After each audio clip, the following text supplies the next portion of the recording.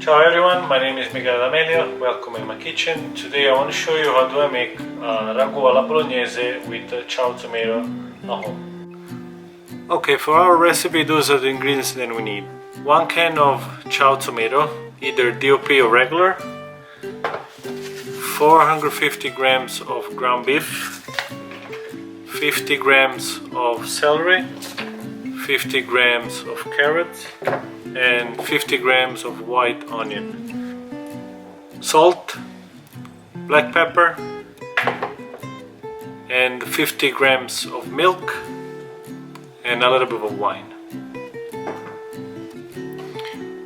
Okay, first step is to chop all the vegetables, and I'm chopping them thick.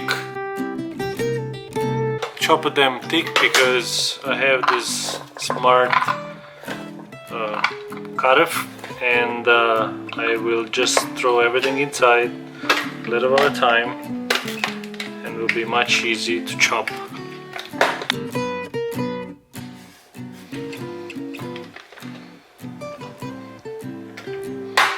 You can do with the knife as well. I'm sure it will take a little longer.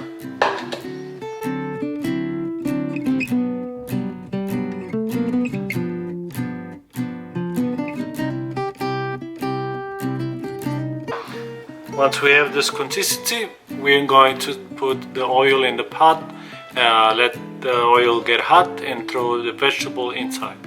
Okay, here we turn our flame on, put our pot on the flame, and we're gonna cover the bottom of the pot with olive oil. Once the oil is gonna be hot, we're putting all the chopped vegetables, the onions, the carrots, and the celery.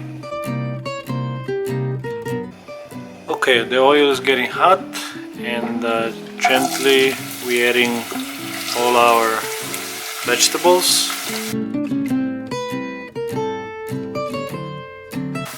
At this point we lower the flame. We don't want the vegetables to get a dark color, but we just want to dry them a little bit and remove the moisture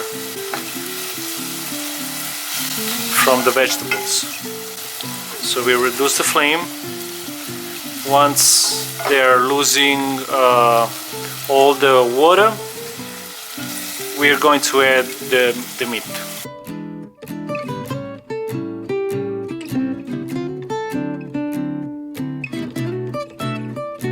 This process will take a few minutes. Make sure you don't burn and turn the vegetables in a dark or heavy brownie color.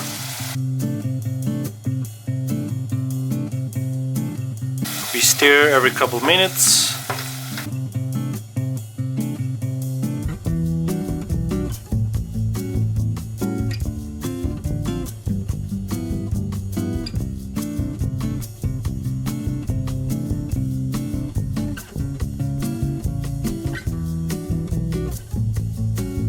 Okay, so I see now the vegetables are being reduced, and they are ready to get the meat.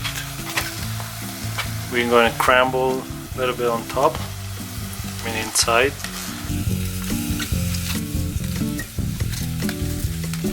Okay, now then the meat is inside. We're just going to make sure all the meat get cooked.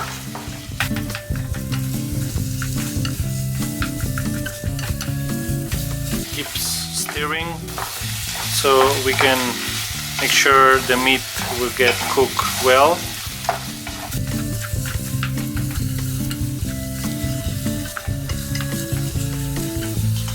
Okay, once I don't see any red of the meat, I let it stay for another minute on the medium-low flame, and after that we will add the we will add the wine.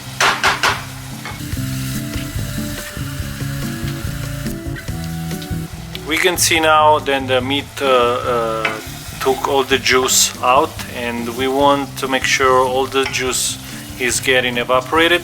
Once we don't see any juice on the bottom of the pan, we can add the wine and let also the wine evaporated. A couple minutes later, I can see then all the juice from the meat is evaporated. So now I'm going to add a little bit of red wine to remove a little bit of the meat flavor and aroma. We're going to put now on a high flame and keep stirring, because we want to evaporate it pretty quick all the alcohol from the wine. It's very small quantity, so it will be easy to remove.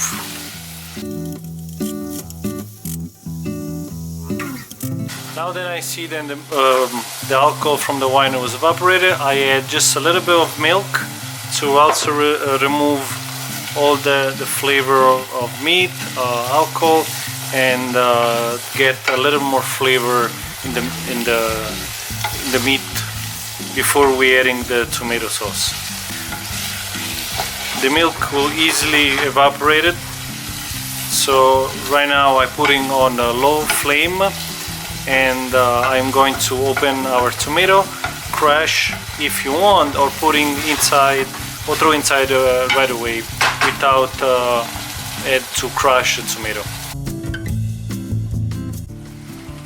Okay, here we're going to open our tomato.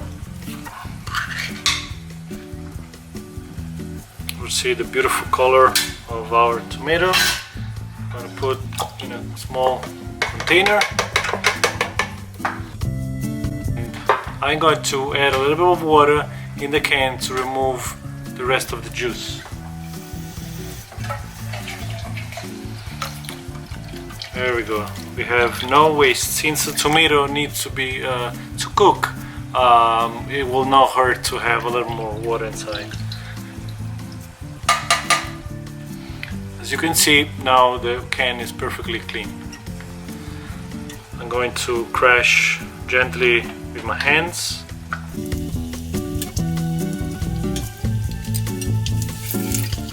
Going to add a few pinch of salt.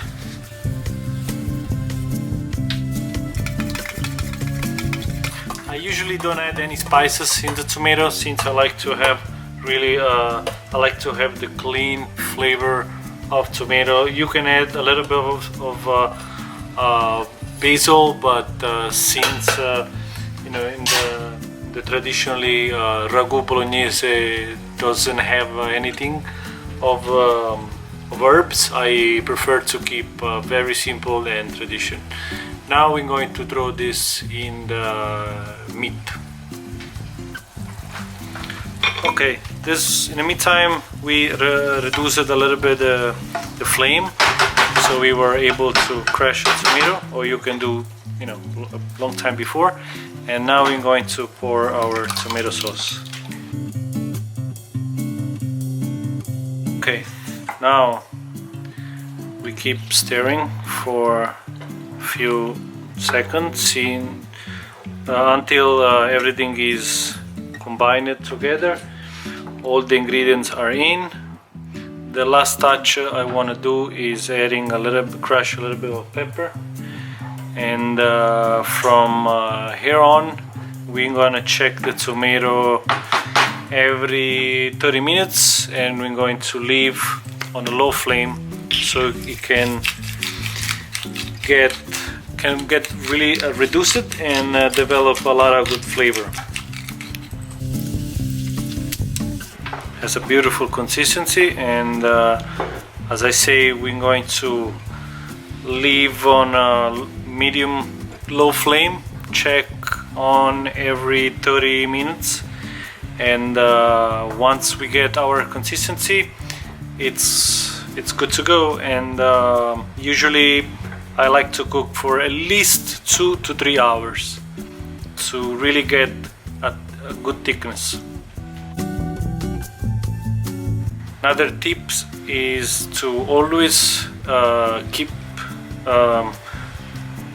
stirring on the bottom, otherwise you can the tomato can stick and develop a very bad flavor. So remember, when you're going to check back on a tomato every 30 minutes, give a good well stir even on the floor, on the ground, on the bottom of the pot. I'm going to leave this like this, and I'm gonna put a lid on top, so the airflow, the tomato and all the juice from the meat will be reduced, and our tomato gets thick and good.